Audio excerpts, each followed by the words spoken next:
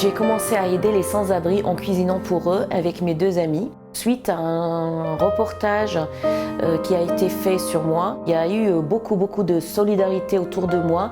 Donc c'était vraiment un moment très émouvant pour moi. Ça c'est 40. Ça c'est 40. Oui. On a décidé de préparer en fait un menu de fête. Donc il y a des cuisses de poulet au four, il y a de la carotte sautée, de la ratatouille et de la pomme de terre. Merci. Depuis le reportage, les gens commençaient à m'appeler, me disant que voilà, si j'ai besoin de quelque chose, que j'hésitais pas à leur envoyer. On a plus aussi d'argent là maintenant. On a vraiment fait un pas géant en peu de temps. Je ne pensais pas arriver jusqu'à ce nombre-là. Aujourd'hui, j'ai cuisiné pour 63 personnes, dont 3 enfants. On a une centaine de personnes qui participent en fait à la distribution. La cuisine, il y a des jours où il y a des gens qui m'appellent, qui cuisinent pour moi, et moi je vais aller récupérer en fait tout ce qu'ils ont préparé et je vais le distribuer.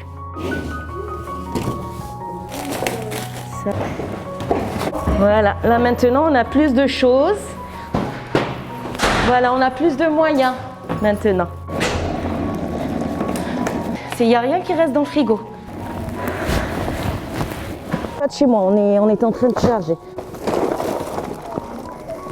Voilà, et puis donc pour femmes et pour hommes. Voilà, ça c'est les cadeaux, oui. Leur faire un petit peu plaisir.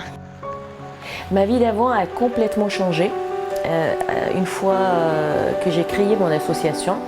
Ça me prend beaucoup de temps. Chez moi, tout le monde contribue, mon mari aussi.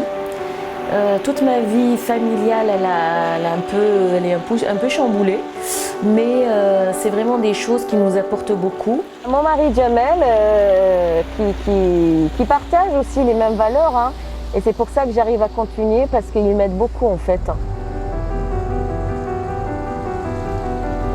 Monter mon association était un moment de l'année pour moi. La première personne qui a rejoint mon équipe, c'est la secrétaire actuellement qui s'appelle Malika, qui a fait les maraudes avec moi au tout début du premier confinement. On est heureuse. Voilà, fière, je ne sais pas si c'est un mot fierté, mais en tout cas on est heureuse de le faire.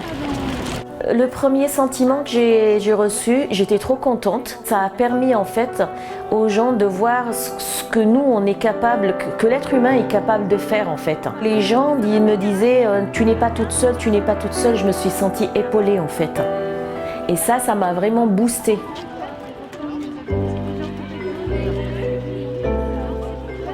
Aujourd'hui c'est le réveillon et c'est très important de pouvoir fêter cet événement avec les sans-abri et des personnes en précarité. Ils ne fêtent pas Noël tout seuls, ils sont avec nous et voilà, donc avec un bon repas et un bon dessert et des cadeaux.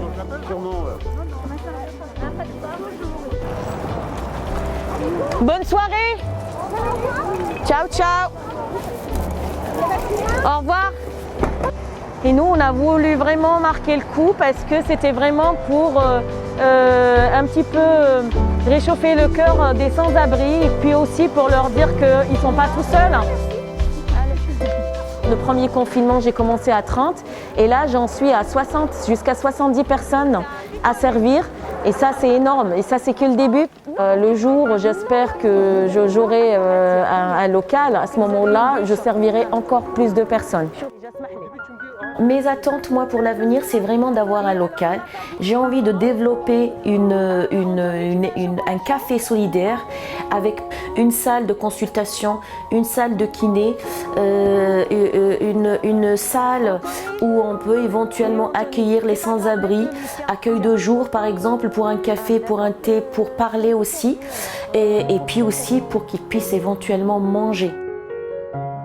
Un jour, je me regarde dans la glace, qu'est-ce que j'ai fait de ma vie? Eh ben, voilà, j'ai aidé les autres.